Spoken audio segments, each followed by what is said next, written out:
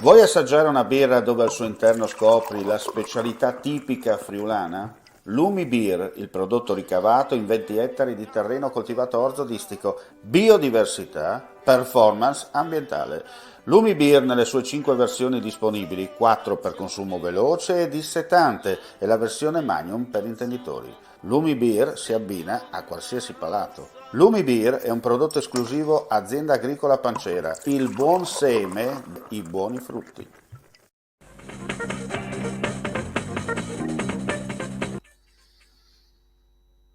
Ben ritrovati gentili amici e amiche alla Visione all'Ascolto, edizione della notte del nostro audio-video giornale. Apriamo subito dunque con gli aggiornamenti per quanto riguarda la cronaca dal Friuli Venezia Giulia.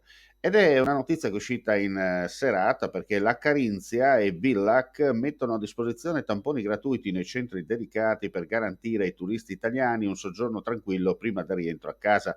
Lo si apprende da una nota dell'ente del turismo carinziano.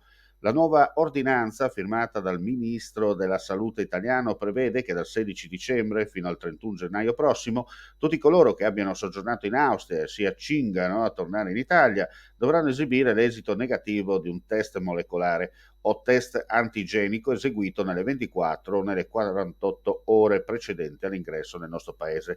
In Carinzia sono disponibili numerosi center test dislocati in tutta la regione. Se qualche turista italiano non riuscisse a fare il tampone nell'area dove ha trascorso le vacanze, potrà fermarsi in ogni caso a Villac, ultima città sulla direttrice autostradale Klagenfurt-Tarvisio-Udine, attrezzata con 2 hub per eseguire tamponi.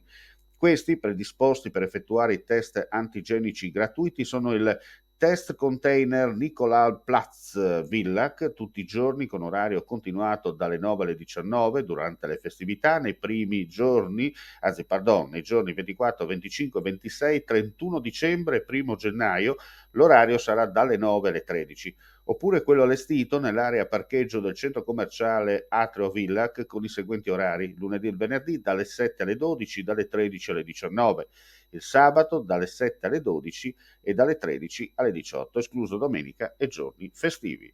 Restiamo in tema Covid, ci trasferiamo per la precisione a Trieste con questo servizio.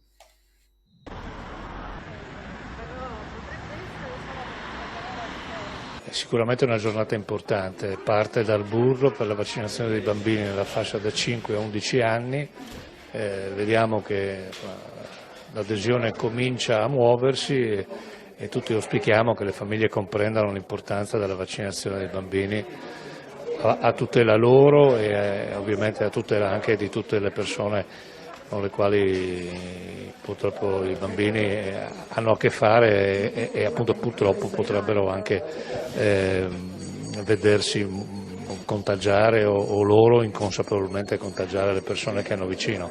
Quindi è un lavoro che si basa sull'evidenza scientifica definita dall'Istituto Superiore e dall'AIFA, quindi noi eseguiamo le regole che ci vengono date avviando oggi al Burro nel fine settimana in tutte le altre 3 aziende.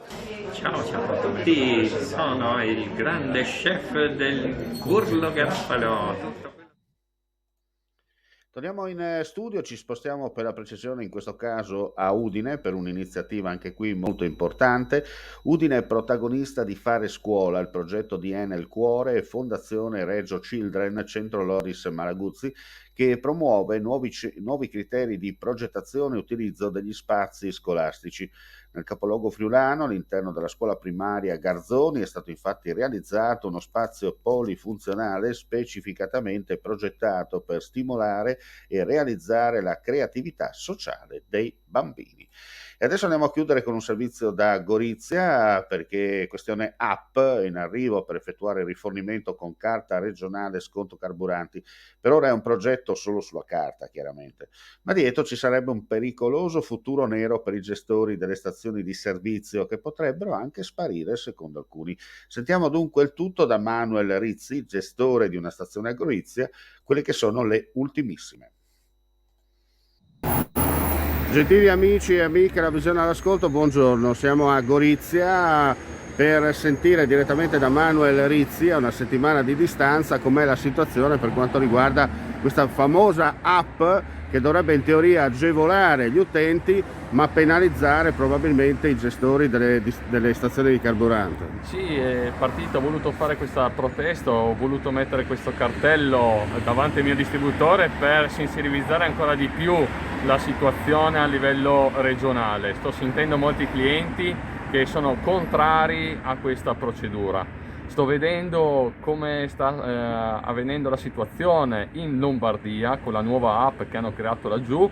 Per ora è tutto bloccato per uno sconto minimo, ma in realtà dobbiamo ancora capire se la procedura è articolata, perché vista da come l'hanno presentata su YouTube non basta 2 secondi ma ci vogliono qualche minuto e sperare che la connessione non cada per fare il rifornimento. Certo. Senta, Natale è dietro l'angolo, che sorpresa arriverà secondo lei? Ma io spero che a questo punto non si voti questa legge almeno quest'anno, si aspetta un attimino e si vede un attimino insieme ai gestori e quindi i rappresentanti di categoria di trovare la soluzione migliore per non andare a creare una situazione di disagio sia per i gestori che per i cittadini. Così parlò Manuel Rizzi e come potete vedere ha già predisposto per quanto riguarda la cartellonistica per tenere informati i propri clienti e come si dice in questi casi da Gorizia è tutto, linea allo studio.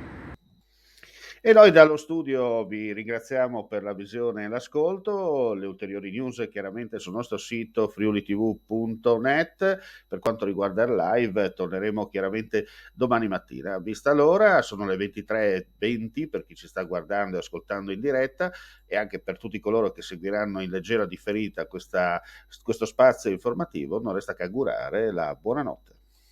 Claudine, locale per palati fini e buongustai, dove si mangia, si beve e si respira bird, Collio e Quay. Sono Claudia Zano e vi aspetto con le mie specialità. Cosa aspettate? Claudine, food, wine, music e sei in pole position.